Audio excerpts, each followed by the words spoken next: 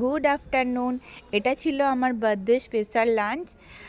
Mutton ছিল, পটল আলুর তরকারি ছিল, পমপ্লেট ছিল, আলু পোস্ত, পাঁপড়, ডাল, চাটনি আর একটা ভাজা। তো আমার মা বাবা দিয়েছিল এই পার্টিটা, তাই এসেছিলাম খেতে। বসে গেছিলাম খেতে, খাবার ভীষণ টেস্টি ছিল। আমার তো ভীষণ ভালো লাগলো এভাবে বার্থডে সেলিব্রেট করতে।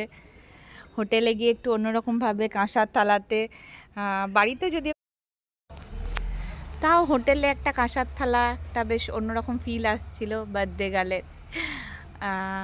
তারপরে খেলাম, ভীষণ ভাল লাগলো খাবারগুলো।